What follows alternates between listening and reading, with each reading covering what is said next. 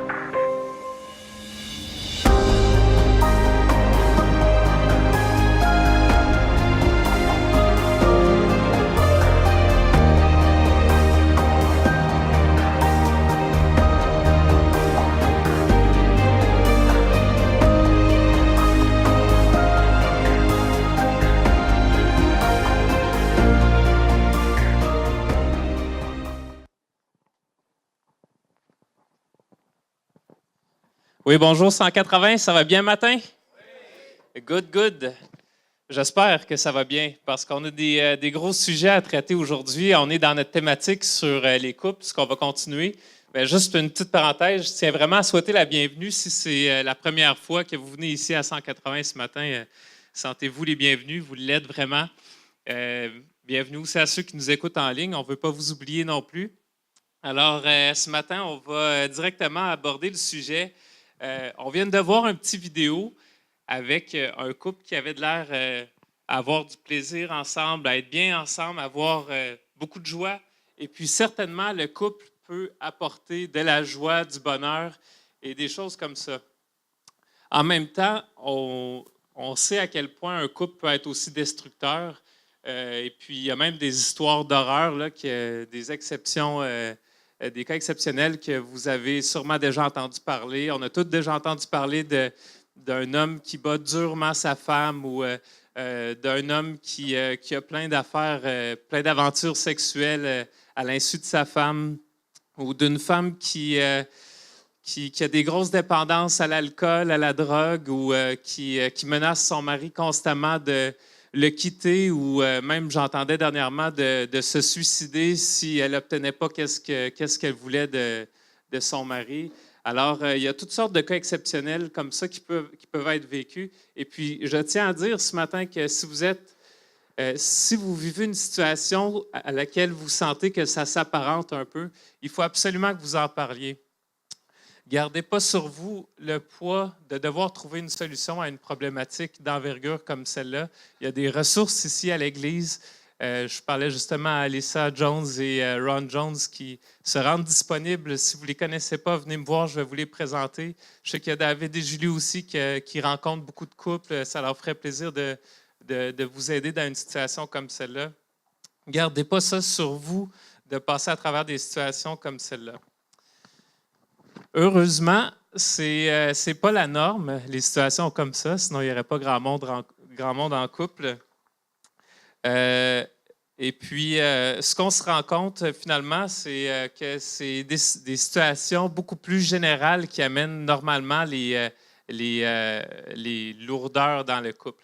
J'ai une étude d'un certain William Doherty qui s'appelle un psychologue aux États-Unis il voulait voir c'est quoi les principales raisons pour lesquelles les couples se déchirent. Pourquoi il y a des couples brisés? Et puis, il a essayé de catégoriser en deux façons les différents facteurs.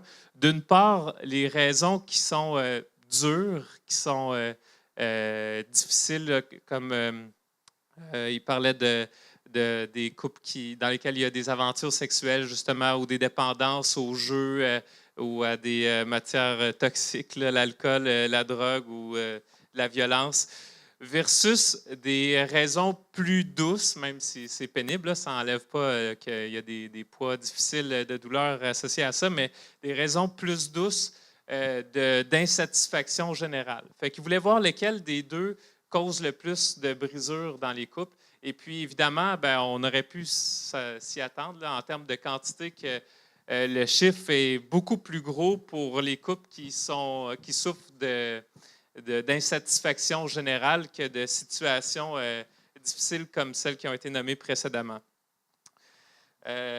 En fait, les résultats démontraient que dans les 7 premiers facteurs pour lesquels les couples prétendent vivre des difficultés, il n'y en a seulement qu'un seul qui est une raison dure, qui est un couple qui a une aventure sexuelle. Et puis, c'est le 4e. Donc, ça veut dire que dans le top 7, là, il y a 6 raisons qui sont plus associées à la distance qui se crée avec le temps, l'incapacité à dialoguer, la gestion de l'argent, le manque d'attention, le partage des tâches à la maison. Donc, on voit que c'est des choses plus douces, là, justement. Ce qu'on peut ressortir d'une étude comme celle-là, il y a bien des choses qu'on pourrait dire, là, mais c'est que les faiblesses de caractère qui sont plus subtiles, comme la paresse, l'arrogance, l'orgueil, l'égoïsme, l'amertume, la soif de contrôle, ces choses-là détruisent un bien plus grand nombre de couples que les problèmes majeurs d'abus et de dépendance, ou même de violence et d'aventures sexuelles. Puis, on est ici ce matin pour se parler de ces choses-là, justement, fait que ça tombe bien. Je parlais à Christina de ça, de cette étude-là. Christina, c'est ma femme, pour ceux qui ne la connaissent pas. Et puis, elle me dit, c'est drôle que tu parles de ça. Tu sais, ça me fait penser dans les petites annonces là, de homme recherche femme ou femme recherche homme.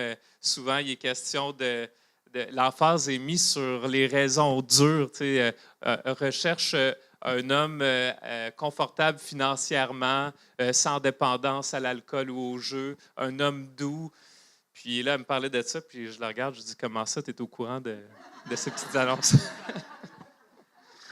Mais c'est vrai que la société met beaucoup plus l'emphase sur ces choses-là, et puis avec raison, parce que c'est les choses qui sont plus faciles à cerner, c'est les choses qui sont évidentes. Et puis, ce qui nous amène à dire que la société, ce que la société voit, c'est pas tout. Et puis, il y a quelque chose de beaucoup plus profond qui s'appelle le cœur humain. Et puis, Jésus dit souvent dans les Écritures, dans les Évangiles, que le cœur du problème, c'est le cœur humain. Puis, on peut très bien figurer la chose avec un exemple. Imaginez-vous quelqu'un qui n'a aucun problème de dépendance difficile là, par rapport à l'alcool ou aux drogues ou ces choses-là. Un homme qui n'est pas violent, qui n'a pas d'aventure sexuelle, qui est stable financièrement. Donc, qui a le profil là, que sur les petites annonces, là, les gens seraient intéressés de le rencontrer. Mais cette même personne-là, il est souvent très négatif. Il entre souvent en conflit avec les gens, puis il ne cherche pas à régler ses conflits. Il croit souvent avoir la bonne façon de voir les choses et de faire les choses. Il est très centré sur lui, puis pas tellement sensible aux autres, encore moins à leurs besoins spécifiques. Il n'hésite pas à parler dans le dos des gens quand l'occasion se présente. Pensez-vous qu'une personne comme ça, même avec le meilleur des êtres humains, pourrait faire un couple en santé? Ce serait extrêmement difficile. Il faudrait vraiment que le meilleur être humain au monde soit sur la coche là, pour la vie de couple. Mais cette personne-là, blague à part, parce qu'il n'y a pas de gros péchés évidents dans sa vie, il ne réalise pas que ces péchés sont en train de détruire et lui et son entourage, ce qui est vraiment grave. Il réalise encore moins qu'il a besoin de Jésus pour le sauver de ses péchés. La société ne voit pas ces choses-là. Il y a seulement que l'Évangile qui a des réponses à ces choses-là. Vivre en couple, c'est difficile parce que ça ouvre une fenêtre sur le cœur humain qui est fermée quand on n'est pas en couple. Ça ouvre une fenêtre sur le cœur, ça permet, j'ai même une slide là-dessus, ça permet de ne pas seulement voir les péchés qui offensent la société, mais de voir ceux qui brisent des relations. Évidemment que notre conjoint ne réagira pas seulement si j'ai une aventure sexuelle avec quelqu'un ou si je bats ma conjointe. Évidemment qu'il y a d'autres choses qui peuvent faire réagir ma conjointe, peut-être pas aussi fort, là, mais si je ne la traite pas avec douceur, avec patience, avec bonté, je vous garantis qu'elle va me le faire savoir.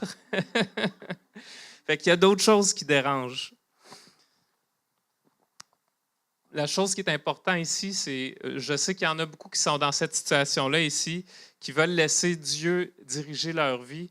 Bien, pour vous, la question, c'est pas est-ce que j'ai l'intention de tuer quelqu'un aujourd'hui? C'est pas ça la question. La question, c'est est-ce que j'ai l'intention d'être attentif aux besoins des autres puis de leur démontrer de l'amour aujourd'hui? Ça, c'est la vraie question pour celui qui veut laisser diriger sa vie par Jésus. Le standard est tellement différent. Alors, tout ça nous amène à montrer finalement pourquoi c'est vraiment important de grandir, c'est primordial. Et puis encore, j'ai une slide qui dit que Dieu, c'est le seul qui peut te donner la force et la grâce nécessaires pour reconnaître les attitudes qui sont destructives, pour les détester et pour t'en détourner. Ces trois éléments que si tu n'as pas Dieu dans ta vie, ça va être extrêmement difficile de laisser aller. Ce qui nous amène au cœur de notre message aujourd'hui, que oui, je le veux, c'est une décision à renouveler à tous les jours, puis à commencer par aujourd'hui. Mais en fait, même, j'irais plus en arrière, à commencer par le jour que vous avez choisi un conjoint. C'est depuis ce jour-là que c'est une décision quotidienne. Donc, choisir un coéquipier. Je vais utiliser le mot coéquipier pour la suite du discours parce que, en tout cas, vous allez voir, là, on va en parler plus tard, mais c'est vraiment ça essentiellement. C'est un coéquipier pour la vie quand on choisit un conjoint. Est-ce que vous savez que les couples qui vivent la passion romantique, là, comme on voit dans les films, là, c'est sur l'échelle de l'histoire humaine, là, puis sur l'échelle planétaire, c'est vraiment une minorité. Tu sais, si on recule de 200, 300 ans, les couples se mariaient parce que les parents avaient pris des ententes avec d'autres. Même si on recule encore plus loin, Moyen Âge, tout ça, les gens, il y avait des mariages organisés pour faire la paix avec un autre pays. On donnait le prince en mariage à la princesse. Donc, il y avait comme une utilité à ça. Et puis, aussi, avant, on avait des grosses terres et puis ça prenait beaucoup de main-d'œuvre. Faire des enfants, c'était une façon de dire, finalement, on va avoir de la main-d'œuvre pour nous aider avec le travail qu'il y a puis à développer quelque chose. Alors, la passion romantique, comme on la voit dans les films, dans notre culture aujourd'hui, ça n'a pas toujours existé. Puis même encore aujourd'hui, c'est loin d'être partout dans le monde que ça existe. Petite parenthèse, j'avais eu l'occasion de passer 1 an de ma vie en République démocratique du Congo. Et puis, c'est une autre mentalité, c'est une autre planète. Les gens me disaient, toi, Stéphane, ta femme est restée à la maison, est restée au Canada? Je disais, non, mais je suis pas marié, moi. Et que là, il me regardait, il disait, mais t'as quel âge? 24 ans. OK. Fait que là, tu voyais le malaise là, qui était palpable. Mais est-ce que c'est parce que tu n'as pas les moyens financiers pour te marier? Tu sais, là, je voyais que c'était la question qui les démangeait. Fait que là, il était mal à l'aise. Parce que là-bas, juste pour mettre en contexte, c'est souvent le facteur qui fait que les gens ne se marient pas au Congo parce que ça coûte tellement cher. Il y a la notion de payer une dot à la famille de la femme et puis les prix demandés sont souvent tellement chers que finalement, ça retarde les mariages de longtemps, etc. Fait que là, il me disait, est-ce que c'est à cause de l'aspect financier que tu n'es pas marié?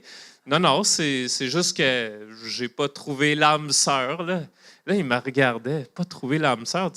Il n'y a pas de chrétienne au Canada? Quelqu'un qui partage tes valeurs? Ah, c'est pas ça. C'est juste que j'ai pas trouvé la personne avec qui je veux passer le reste de ma vie. Là, ils ne comprenaient rien. C'est comme si je leur parlais du chinois. Là. Ils ne comprenaient absolument rien dans ce que j'étais en train d'expliquer. Puis c'est un peu cocasse, mais on ne réalise pas que notre culture est tellement teintée par la musique, par les films, même par les contes de fées. Tu sais, le prince charmant qui va arriver. Puis finalement, ça met tellement une pression sur le choix du couple que là, finalement, tu te dis, quand je vais me marier un super-héros. Puis tu ne réalises pas que dans le fond, tu maries juste un autre être humain parmi tant d'autres qui a des forces et des faiblesses. Tu sais, évidemment qu'on pense tous avoir fait le meilleur choix là, à un certain moment donné dans notre vie, mais c'est quand même une réalité. Alors, l'importance, c'est pas tellement, ben oui, c'est important de faire le bon choix d'un conjoint, mais l'emphase est souvent trop mise là et pas assez sur qu'est-ce qui va suivre. Le défi de travailler en équipe, de faire équipe ensemble pour la vie. L'emphase devrait être beaucoup plus mise à cet endroit-là qu'elle l'est en ce moment. Tu sais, quand on voit les histoires de Cendrillon puis de Blanche-Neige, tu te dis, ah ben c'est facile, tu sais, un jour je vais rencontrer la bonne personne puis on va vivre heureux, on va avoir beaucoup d'enfants. Mais c'est loin d'être rose comme ça. Ça ne souligne pas tout le travail nécessaire, les alignements qu'il faut faire pour travailler en équipe puis avancer ensemble, bâtir des projets de vie communs. Puis je veux juste faire une petite parenthèse par rapport à ça. Le choix d'un conjoint, c'est pas Dieu qui le fait. C'est toi qui le fais. Puis ça, cette petite phrase-là que je viens de dire est vraiment importante parce que le jour où tu auras des difficultés avec ton conjoint, tu n'as pas à mettre le blâme sur Dieu. C'est pas Dieu il a appelé personne ici pour dire OK, tu vas marier Jocelyn Larivière, ça va être lui ton conjoint. Tu sais, c'est pas comme ça que ça marche. Fait que ultimement, il faut assumer que c'est nous qui avons fait le choix qui allons faire le choix. Et puis, ça va nous amener, au lieu d'avoir le réflexe de jeter le blâme sur Dieu quand ça va être difficile, de se tourner vers Dieu pour implorer son aide, pour passer à travers les situations, puis pour demander sa grâce. Alors, choisir le conjoint, c'est le point de départ, évidemment, le coéquipier. Le deuxième point qui est tout aussi important que de choisir un coéquipier, c'est de choisir la sainteté. Et puis là, je vais en parler davantage, mais si je vous demandais ici, là, c'est quoi la principale façon que ton conjoint peut te faire du bien? Qu'est-ce que vous me répondriez? Probablement que j'entendrais des choses comme « Ah, moi, ce qui me fait du bien, c'est quand mon conjoint me fait des compliments. » Ou quand il passe du temps avec moi, que je sens qu'il n'a pas le temps, mais il le fait par amour pour moi, ça me touche. Ou il y a tous les aspects de langage d'amour. Mais au-delà de tout ça, il y a peu de personnes qui diraient « Ah, moi, je pense que la meilleure façon que mon conjoint peut me faire du bien, c'est en me détournant de mes mauvaises voies quotidiennes. » Je pense qu'il y a très peu de personnes qui diraient ça. Mais pourtant, est-ce que vous réalisez que c'est vraiment un grand privilège qu'on a de pouvoir être deux pour marcher vers la sainteté? Il y a un verset qui dit « Dieu vous a envoyé Jésus pour vous bénir ou pour vous faire du bien. » Et puis là, ça explique la façon en vous détournant chacun de vos mauvaises voies. Alors, on voit que Dieu, dans toutes les méthodes qui auraient pu nous faire du bien, c'est celle-là qu'il a privilégiée. Il a décidé, je vais envoyer Jésus pour leur faire du bien, ça va leur permettre de se détourner de leur mauvaise voie. C'est une bénédiction incroyable. Je ne sais pas si vous connaissez la légende, une légende lointaine là, d'un homme d'un pays lointain, je veux dire, qui, il y a longtemps, il se faisait reprendre souvent par sa femme, puis des fois de façon difficile. Sa femme des fois, elle n'était pas toujours douce. Puis lui, à chaque fois que sa femme lui faisait une critique, il arrêtait ce qu'il était en train de faire. Il la regardait dans les yeux, il écoutait et disait « Chérie, je vais considérer ce que tu m'apportes, je vais prier là-dessus, puis j'aimerais ça qu'on prie ensemble là-dessus, puis dans quelques semaines, reviens-moi là-dessus pour me dire si j'ai progressé ou pas. » Connaissez-vous le nom de cette personne-là? En fait, il n'existe pas.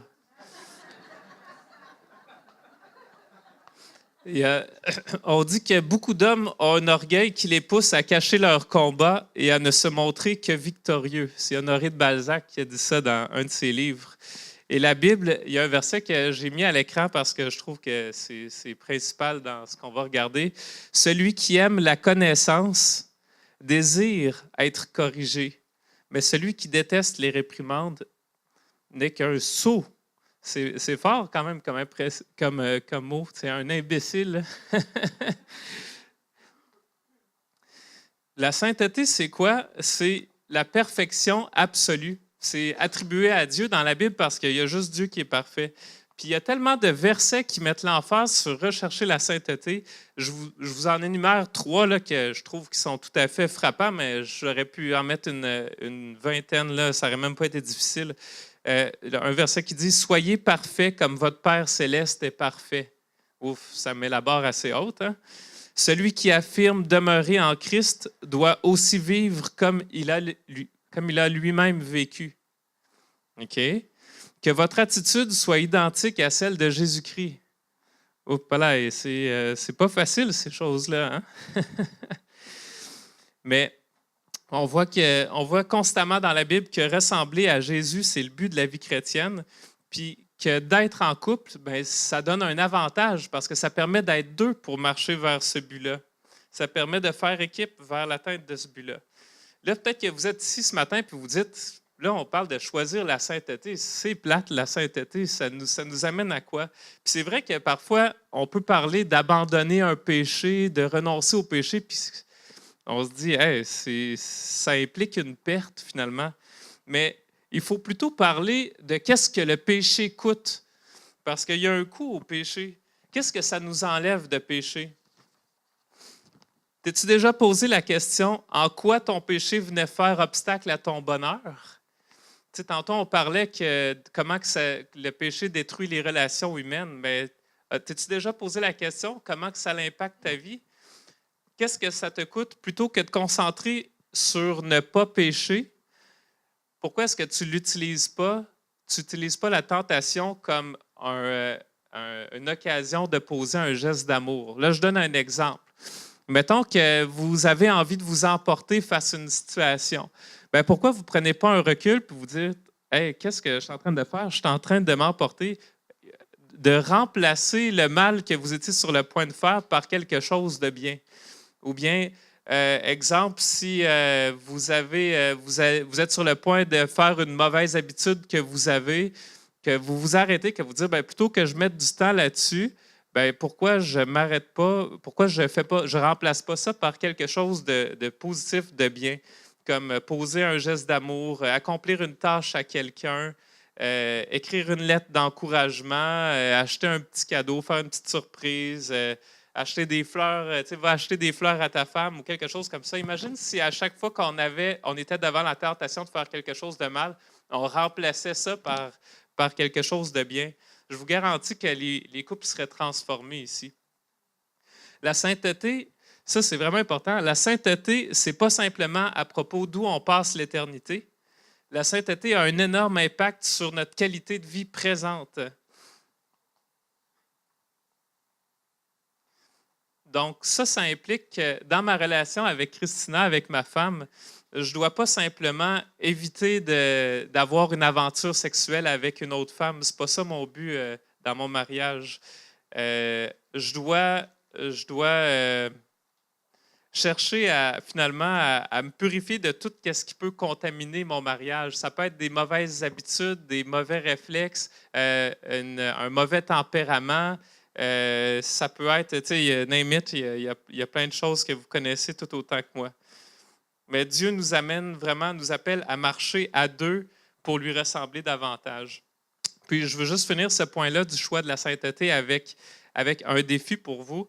Si ça vous tente de faire un date là, avec votre conjoint qui est assez wild, disons-le franchement, vous décidez de choisissez un moment où vous allez aller dans un lieu public de préférence. Soyez pas armés avant à cette rencontre-là parce que ça pourrait être difficile, ça pourrait mal tourner.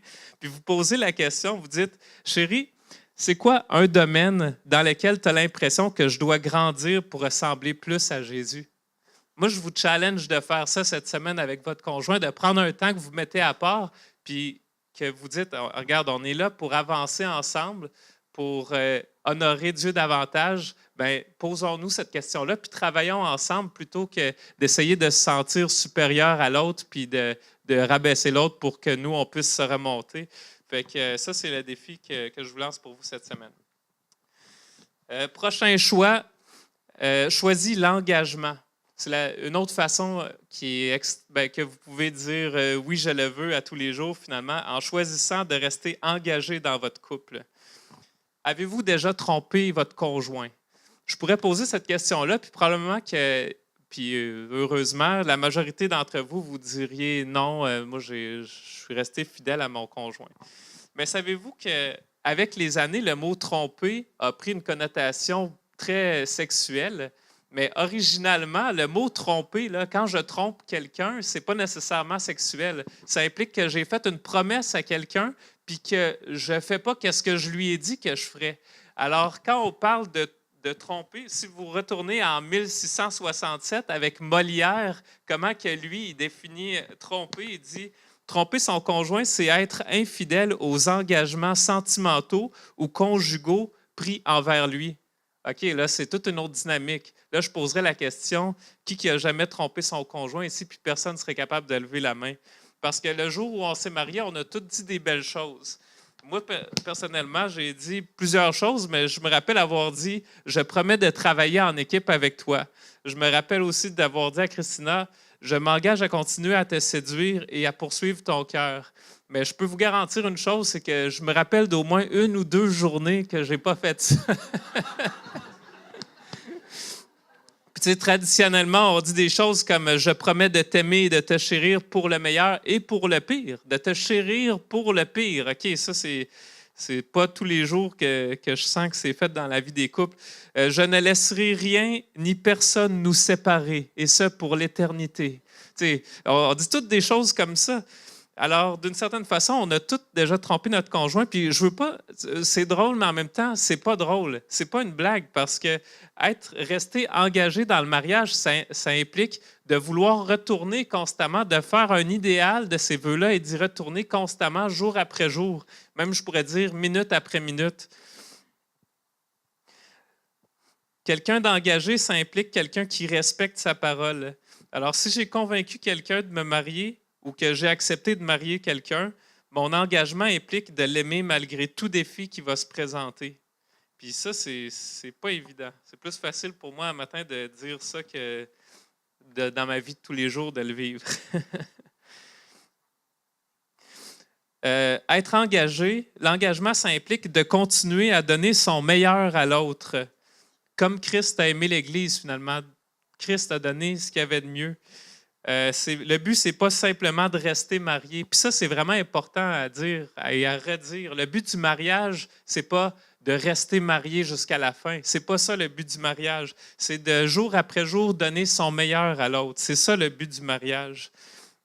Le mariage, finalement, est un engagement à rester engagé dans le mariage. Je ne sais pas si vous m'avez suivi, mais on pourrait dire ça parce que le jour de ton mariage, tu t'engages à rester engagé tout le temps que tu vas être marié. Puis on pourrait prendre l'exemple d'un employé qui a comme seul but de ne pas se faire virer de sa job. Wesh! Imaginez quelle qualité de travail il va apporter à son employeur. Est-ce que c'est un employé qui est engagé pour son employeur? Définitivement pas. Contrairement à l'employé qui fait tout pour amener l'entreprise plus loin, il donne son meilleur pour l'entreprise. Ça, c'est un employé engagé. Bien, choisissez d'être engagé envers votre conjoint jour après jour. Choisir l'engagement te pousse à travailler pour construire et non pour détruire. Ça implique d'être positif, d'être reconnaissant. Ça implique plein de choses lumineuses. Être positif, être reconnaissant, ça amène de la joie, ça amène du bonheur. On pourrait résumer l'amour en tout faire pour que les journées de l'autre soient ensoleillées, puis on ne serait pas si loin que ça dans notre définition. L'autre chose que l'engagement implique, qui est capital, que je veux mettre un petit accent là-dessus, c'est l'honnêteté. Il n'y a pas de travail d'équipe si on cache les choses. On ne peut pas dire que je suis engagé à mon équipe si je cache des choses à mon équipe. Alors, la question qu'il faut se poser, c'est est-ce que je suis absolument honnête avec mon partenaire? Là, je ne sais pas s'il y a quelqu'un qui a un Kleenex pas loin. J'ai un nez qui coule. Mais sinon, c'est pas grave. Là. Excusez, ça ne va pas très professionnel. Mais... Merci, Marie-Anthony. Excusez, je vais me tourner pour pas que ça soit filmé. Merci. Ma femme me le dit souvent, tu devrais prévoir un Kleenex.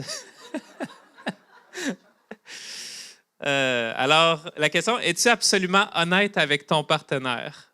Le mot absolument est vraiment important. Parce que si tu es juste honnête avec ton conjoint, la plupart du temps, tu n'es pas entièrement engagé à ton mariage. Si tu fais des petites cachotteries intentionnelles à ton conjoint sur ce que tu dépenses, sur ce que tu manges, sur avec qui tu chattes sur Facebook, si quand ton conjoint arrive, tu te dépêches d'arrêter de jouer à un certain jeu vidéo ou d'arrêter de regarder l'écran ou la télévision, si tu essaies de laisser supposer que tu étais en train de faire d'autres choses alors que c'est pas ça que tu faisais, c'est toutes des petites cachotteries que tu peux dire, tu as beau dire qui sont insignifiantes, mais en réalité, ça vient détruire l'intimité de ton mariage, puis ça confirme ton désengagement, et c'est tout sauf petit et insignifiant. Enfin, l'engagement implique de mettre du temps à part et de l'argent à part pour prendre soin de ton couple. Puis ça, c'est important d'en parler aussi parce que la spontanéité, évidemment, ça a sa place dans le couple, mais ce n'est pas le mode à prendre par défaut. Parce que si vous prenez ça par défaut comme mode, éventuellement, il n'y aura plus rien qui va se passer dans votre couple. C'est comme n'importe quoi. Hein? Si vous dites, vous avez beau être quelqu'un d'ordonné, à un moment donné, vous allez avoir besoin de faire du ménage pour garder votre maison propre.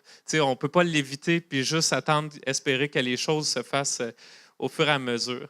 Et puis, il y a 3 points sur lesquels je veux mettre un petit emphase. Là. Quand je parle de mettre du temps et de l'argent à part pour prendre soin de ton couple, je parle entre autres de faire des sorties en amoureux. Prenez le temps. Mettez un petit peu d'argent, ce n'est pas obligé de coûter cher. Ça peut même être aller prendre un pique-nique, aller prendre une marche à chaque semaine, d'aller prendre au moins une marche ensemble ou quelque chose comme ça. Mais juste pour dire que vous avez ce petit moment-là ensemble. Ensuite, il y a aussi d'organiser, peut-être, je ne sais pas moi, ne serait-ce qu'une fois ou 2 par année, un séjour à l'extérieur de la maison que vous allez passer. Puis encore là, ce n'est pas obligé de coûter nécessairement cher, mais c'est juste l'idée de mettre du temps à part. Trouver une façon avec les enfants, soit vous les faites garder par les grands-parents, soit que vous vous arrangez avec un autre couple qu'une fin de semaine, c'est vous qui gardez leurs enfants, puis une autre fin de semaine, ce sera eux qui garderont les vôtres. Mais il faut penser à des façons de réussir à mettre du temps à part pour son conjoint de cette façon-là. Puis enfin, prévoyez aussi des moments d'intimité. Puis ça, c'est vraiment important d'en parler parce que, surtout si vous avez des enfants, la vie va très vite et puis ce qui va se passer, c'est que vous n'aurez plus d'intimité ensemble. Les occasions, ça se peut qu'ils deviennent très peu nombreuses. Puis d'avoir juste une... Tu sais, oui, on veut toujours laisser de la spontanéité là-dedans, mais d'avoir juste un minimum de planification, ça vient assurer une certaine... ça vient assurer des occasions à celui qui en ressent le plus le besoin, puis ça permet à l'autre de se préparer à ça. Alors, juste ça, ça peut faire une grosse différence dans votre couple aussi. Donc, je voulais mentionner ces 3 choses-là. Bref, tout ça fait en sorte que choisir de rester engagé dans le day-to-day, c'est capital, c'est aussi important que le choix d'un bon conjoint pour votre vie. Ensuite, le 3e et dernier point que je voulais apporter, c'est choisir l'humilité. J'ai quelques affaires à dire là-dessus aussi, parce que c'est pas tellement naturel de choisir l'humilité, puis c'est pas à la mode. J'ai un verset que je fais mettre à l'écran que je trouve tellement important, qui parle de se soumettre l'un à l'autre. Parce que vous révérez le Christ, soumettez-vous les uns aux autres. Alors, en passant, ceux qui pensaient que c'est juste les femmes qui doivent être soumises, c'est tout le monde. C'est un devoir de tous les chrétiens de se soumettre les uns aux autres. Oui, c'est vrai que l'apôtre Paul va insister après ça un petit peu plus sur la femme, pas parce qu'elle, il faut qu'elle se soumette plus, mais possiblement parce que c'est plus important, il y a une importance en arrière. De la même façon que Dieu demande au mari d'aimer sa femme comme Christ a aimé l'Église, c'est pas qu'il ne demande pas à la femme d'aimer son mari. Aimez-vous les uns les autres comme je vous ai aimé. Mais il y a une importance clé qui est là. C'est un peu comme si je disais, personne dans la société peut voler, surtout les banquiers. Là, volez pas, mais personne ne peut voler. Tout le monde doit respecter ça. Fait que c'est juste que je veux mettre une emphase particulière si je dis ça pour une raison X. Mais se soumettre, c'est autant à l'homme qu'à la femme de se soumettre l'un à l'autre. Il y a une notion d'humilité là-dedans. Puis, c'est pas très à la mode de parler de ces choses-là parce que ça peut paraître contraignant, mais ultimement, c'est la clé pour arriver à la vraie liberté. Il y a un livre que j'ai lu cette semaine tout en préparant le titre, c'est « Tout bon mariage commence avec des funérailles ». C'est un peu dark quand tu lis ça. Je suis comme, ça a attiré mon attention, évidemment. Puis finalement, en commençant un paragraphe, 2 paragraphes, et en lisant ici et là, je suis comme « Hey, wow, il faut que je lise ça, ce livre-là, c'est tellement important ». L'homme s'appelle Gary Thomas, c'est un pasteur aux États-Unis. Il dit qu'au début, la plupart d'entre nous, nous sommes mariés d'abord pour ce qu'on allait en retirer. Tu sais, quand tu es jeune et fou, là. Le mariage devient rapidement une opportunité spirituelle vitale pour le couple lorsqu'il est utilisé pour apprendre à servir l'autre. Que ce scandale du mariage ne soit pas enlevé. Il dit ça parce que ce n'est pas tellement la mode encore de parler de ça. Que l'on enseigne à nos enfants que tout bon mariage commence avec des funérailles. Puis là, il explique c'est quoi? La mort de nos voix égoïstes, indépendantes et orgueilleuses. Ça, c'est 3 choses qui sont, finalement, qu'on parle. La mort de nos voix égoïstes, indépendantes et orgueilleuses. Attribuons à l'humilité la valeur que Dieu lui attribue. C'est constamment dans la Bible d'un couvert à l'autre. Et soyons reconnaissants que le mariage nous procure l'opportunité de manifester de l'humilité jour après jour. Wow, OK, ça c'est quelque chose, toute une phrase, ça aussi.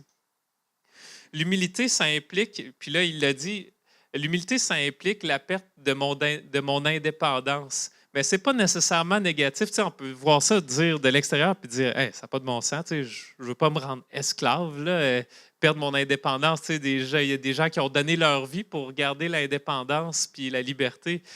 Mais attention, il y a quelque chose ici qui est différent. Si je donne, là, excusez-moi pour ceux qui ne sont pas intéressés par le hockey, mais je trouve qu'il y a une belle référence à faire au sport d'équipe. Puis là, vu qu'on est au Québec, j'ai choisi de parler du hockey. Fait que vous allez m'excuser. Mais les joueurs là, dans une équipe de hockey, ils ont renoncé à leur indépendance. Savez-vous ça? Parce qu'ils ont décidé de OK, mon but là, cette année, c'est pas de marquer le plus de buts possible. Si tu es défenseur ou gardien de but, là, c'est pas ça ton but. Tu as renoncé là, à prendre tes propres décisions. Tu as accepté de jouer un rôle, de prendre le rôle que l'équipe va déterminer que tu vas prendre. Si ton rôle, c'est de faire les mises en jeu parce que tu es bon là-dedans, puis après ça, tu t'en vas au banc, tu changes, ben c'est ça ton rôle, puis c'est super, tu sais, l'équipe a besoin de ça. Tout le monde, à un moment donné, sur l'équipe de hockey, vont pouvoir aller sur le banc prendre un break. Hein, quand vous êtes en couple et vous dites « j'ai besoin d'un break », que ce ne soit pas une décision qui soit prise unilatéralement par un des conjoints, mais que ce soit une décision éclairée de couple, que vous dites « regarde, au point où on est rendu, je pense que tu aurais besoin, je suis fatigué, toi aussi, mais je pense que ce serait plus important que toi, tu prennes un repos. » Tu sais, de travailler, d'enlever la pensée individuelle, puis de prendre la pensée collective. C'est ça le perdre son indépendance que ça veut dire. Puis c'est pas négatif parce que si je reprends l'exemple d'une équipe de hockey, plus qu'une équipe de hockey va faire ça, plus qu'ils ont des chances de gagner des matchs, plus que l'équipe va être performante, puis plus les joueurs vont être bien, l'ambiance de l'équipe va être bonne. Puis c'est la même chose en couple. Plus qu'un couple fait ça, est prêt à renoncer à son indépendance pour faire des choix collectifs, collectifs de couple, des choix conjoints, plus l'ambiance va être agréable dans le couple, ça va alléger, puis les deux vont travailler pour la même cause, pour le même but, plutôt que de tirer la couverture chacun de leur côté. Fait que ça, c'est vraiment important. Puis savez-vous qu'en faisant ça, vous êtes en train de faire comme Jésus, finalement, qui a fait, ça dit, il est venu non pour être servi, mais pour servir et donner sa vie en rançon pour plusieurs. Puis je lisais un autre livre aussi qui se disait, premièrement, il a abandonné gloire et immortalité en se faisant homme. Ensuite, il s'est privé de tout plaisir et de toute joie, et même de sa propre vie lors de la rédemption. On l'a cloué à une croix pour ne pas qu'il bouge. Qui dit mieux en termes de renoncer à son indépendance? Il a sacrifié son indépendance pour toi, pour qu'en croyant en lui, tu puisses goûter la pleine et véritable liberté. C'est Tim Keller dans Making Sense of God. On a trop la tendance culturelle ici, même dans notre couple, d'avoir la pensée de se mettre en mode client. Je suis un client, puis quand je ne peux plus avoir qu'est-ce que je recherche, ben c'est terminé, je vais chercher un autre fournisseur. What's in it for me?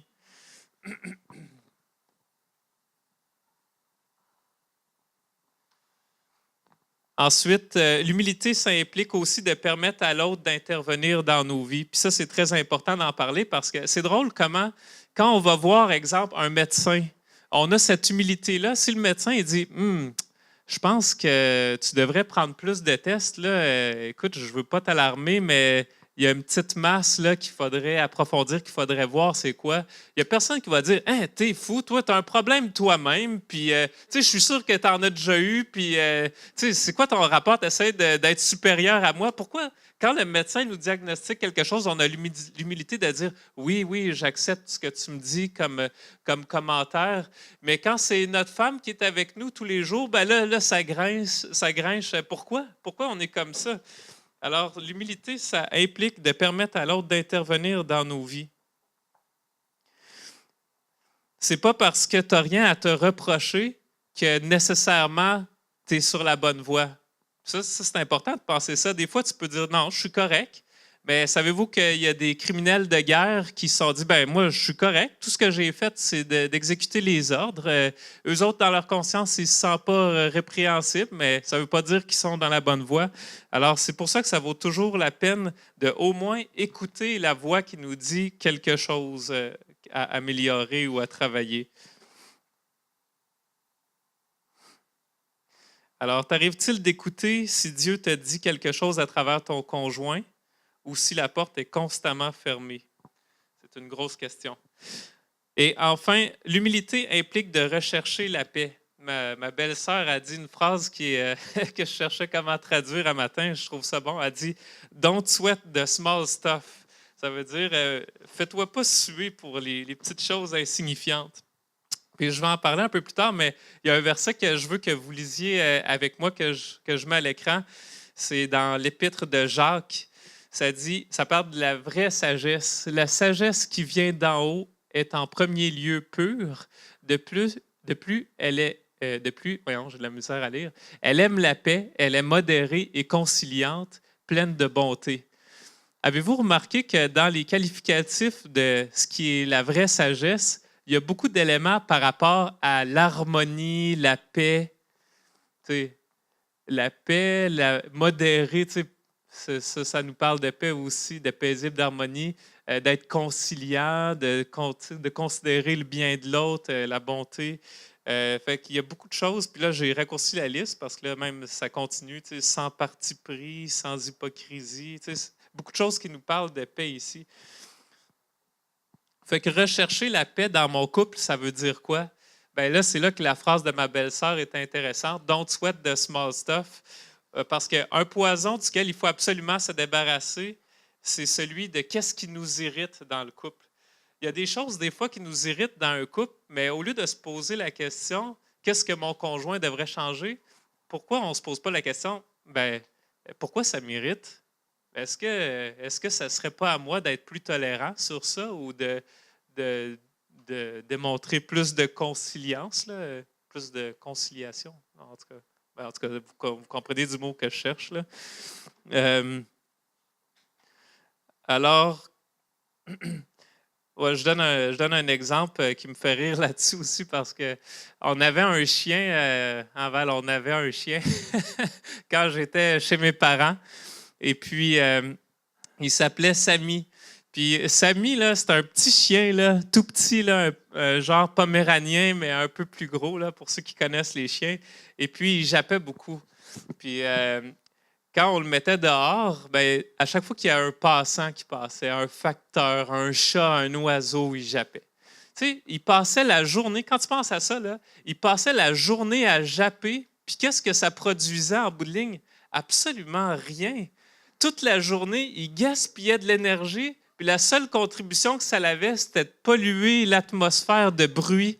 Il n'y avait aucun avantage à japper. Vous ne trouvez pas que des fois, c'est la même affaire dans nos couples? Des fois, on s'obstine. Moi, quelque chose au début que je disais à Christina, ben voyons, chérie, tu laisses toujours traîner un verre d'eau quelque part. Tu n'as jamais fini de le voir, comment ça? À un moment donné, regarde, pourquoi ça me dérange? C'est pas si grave, là. Il y a un verre d'eau qui traîne, puis il n'y en a jamais eu 10 en même temps qui traînaient chez nous, là. Fait qu'à un moment donné, il faut se dire, don't sweat the small stuff, là. C'est correct, là, qu'il y ait un verre qui traîne, puis... tu sais, apprends à concilier. Là, il y a des choses là-dedans qu'elle trouve avantageuses. Bon, moi, je le vois moins, mais c'est pas grave, tu sais. Plutôt que de se chicaner à cause de ça, puis finalement de quitter la vraie sagesse, puis d'en faire un point sur lequel tu veux avoir raison, ben fais preuve de modération, de conciliance, recherche la paix, puis fais preuve de bonté, puis les choses vont bien aller. Ça peut éviter beaucoup de situations. Puis la dernière chose que l'humilité implique, c'est de chercher conseil et de l'aide aux besoins. Et puis ça, il ne faut pas avoir honte de ça. C'est tellement important.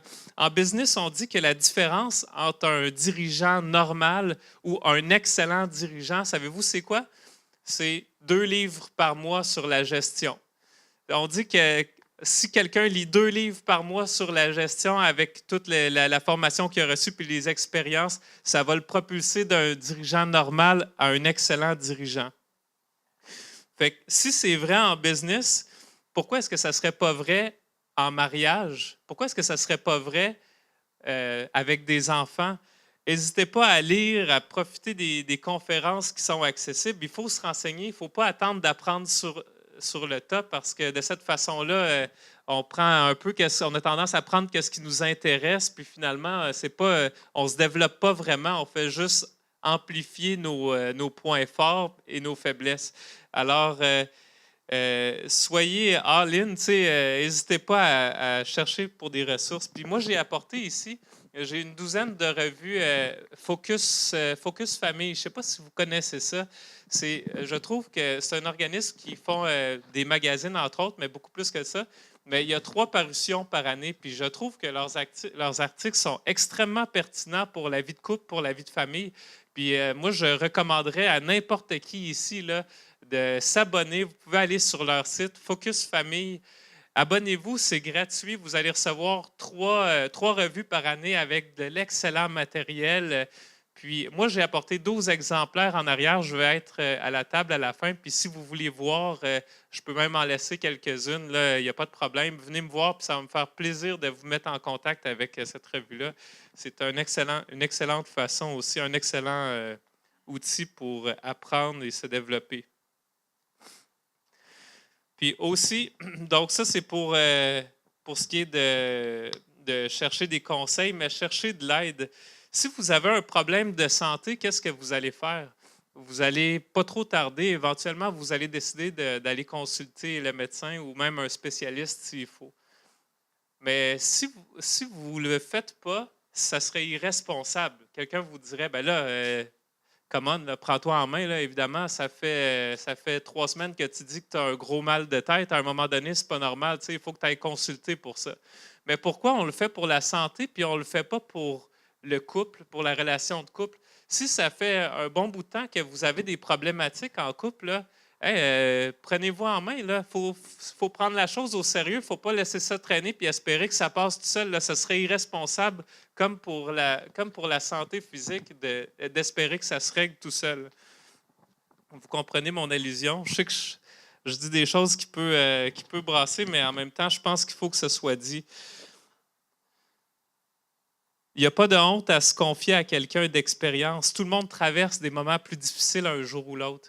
Christina puis moi, quand on s'est mariés, on avait plein de projets. On était déjà acceptés pour un projet de Médecins sans frontières, partir à l'étranger et tout. Et puis, à l'intérieur du premier mois qu'on était mariés, ben, Christina est devenue enceinte. Ça a été, paradoxalement, c'est devenu, ce qui aurait dû être une grande joie pour la plupart des couples, est devenu pour nous comme un deuil. Il a fallu qu'on mette un X sur plusieurs projets qu'on avait. On avait tous vendu nos affaires pour partir à l'étranger. Il a fallu on rachète des affaires, qu'on se trouve une place où rester. Ça a été toute une période de réadaptation. On venait de se marier. Puis on a passé un mois ou deux particulièrement difficiles. Puis à un moment donné, quelque chose qui a vraiment fait du bien, rafraîchi, ça a été d'aller parler à quelqu'un d'expérience, de confiance, d'en parler ensemble, de savoir qu'il priait pour nous, de mettre des mots sur qu'est-ce qu'on vivait. Ça nous a vraiment fait du bien. Puis tout le monde passe par des moments difficiles un jour ou l'autre. N'hésitez pas, attendez pas que la chose soit irréparable. Puis même si vous dites que c'est irréparable, continuez d'y croire, puis allez consulter quelqu'un. Peut-être qu'il y a quelque chose que vous n'avez pas pensé. J'appellerai les musiciens à venir en avant, s'il vous plaît. Je n'ai pas une grosse expérience de couple, mais c'est très modeste. Je n'ai pas 50 ans d'expérience, mais je réalise de plus en plus que la qualité de mon mariage dépend directement de la qualité de mes décisions quotidiennes face à mon mariage. Au lieu de chercher à changer mon conjoint, peut-être que j'ai besoin d'apprendre à lui exprimer de l'empathie. Au lieu de chercher à tenir l'inventaire de ses faiblesses, peut-être que j'ai besoin d'apprendre à pardonner. Au lieu d'abandonner mon mariage, peut-être que j'ai besoin de renoncer à la paresse, de retrousser mes manches, puis d'appliquer de nouveaux efforts pour conquérir le cœur de mon conjoint. Au lieu de chercher à me détacher émotionnellement, peut-être que j'ai besoin de chercher des nouvelles façons de me connecter avec lui. Puis si tu n'adresses pas le cœur du problème à travers ta relation actuelle, une prochaine relation risquerait pas d'être différente parce qu'à la base, le défi, comme on l'a dit, c'est pas de marier la bonne personne, c'est de réussir à faire équipe avec cette personne-là malgré nos faiblesses. Et puis, moi, ce que je veux vous laisser un matin, c'est sur un autre défi encore, mais encore plus important, je pense, que le premier qu'on a parlé. J'ai mis le défi 30 jours ici. Si tu souhaites amener ton couple vers de nouveaux horizons, pourquoi pas tenter cette expérience-là ici qui est basée directement sur les paroles du Seigneur Jésus. Aimez-vous les uns les autres comme je vous ai aimé. On lui doit parce que c'est lui qui nous le demande. Alors, moi, tout ce que je vous dis ici, c'est focusser ce commandement-là sur une personne pendant une courte période de 30 jours. Commencez avec ça, puis vous allez voir les différences que ça peut faire, même dans votre couple. Forcément, ça va impliquer de renoncer à des passe-temps possiblement qui sont précieux pour vous investir plus auprès de votre conjoint que vous voulez démontrer de l'amour. Forcément que ça va vous amener à délaisser des mauvaises habitudes ou des attitudes qui sont nuisibles pour votre couple, un mauvais tempérament. Ça va impliquer du temps, de mettre du temps à part, peut-être même de l'argent aussi pour pouvoir planifier des surprises agréables. Mais en fait, il y a 4 questions qu'il faut se poser pendant ce défi-là que j'ai aussi que je mets aussi à l'écran. Comment aimer davantage mon conjoint? Plutôt que vous posez la question « Pourquoi mon conjoint ne me manifeste pas plus d'amour? » Posez-vous la question « Comment est-ce que je peux aimer davantage mon conjoint? » Tu sais, minute par minute, là, pensez à ça. Vous dites « OK, ben, je pourrais faire telle affaire. » Tu sais, du moment que vous avez un temps libre, vous arrêtez puis vous dites hey, « Comment je pourrais aimer mon conjoint davantage? » Imaginez si Jésus avait dit « Pourquoi il ne m'aime pas plus que ça? » On ne serait pas sorti du bois. Heureusement qu'il garde la pensée « Comment je peux les aimer davantage? » La deuxième question, c'est est-ce que je combats ce qui me ralentit? On a possiblement tous des choses qui nous ralentissent, des façons qu'on gaspille notre temps ou des énergies. Puis à place de se laisser limiter par ça, dévouons-nous entièrement à notre conjoint. La troisième question, est-ce que je m'arrête de nombreuses fois à tous les jours pour penser comment faire du bien à mon conjoint? Et puis la quatrième question, est-ce que j'ai grandi aujourd'hui dans ma marche avec Dieu? Puis cette question-là est importante parce que si tu veux que Dieu ait son influence dans ta vie, bien, c'est important de grandir dans ta relation avec lui. Sinon, vous n'aurez pas grand-chose à vous nourrir pour faire du bien. Même si votre conjoint n'embarque pas dans ce défi-là, je veux vous challenger de le faire pareil parce que accepter de mettre les paroles du Seigneur à l'épreuve, ça peut faire toute la différence dans notre vie. Puis la poursuite de cet amour-là commence à impacter ton mariage dès le premier jour que tu vas le tenter, j'en suis convaincu. Alors, ça fait le sommaire pas mal de « Oui, je le veux », une décision à renouveler à tous les jours. Puis je veux vous laisser avec ça en vous rappelant que je vais avoir la revue Focus Famille en arrière pour ceux qui sont intéressés de s'outiller davantage pour grandir sur comment devenir un meilleur conjoint.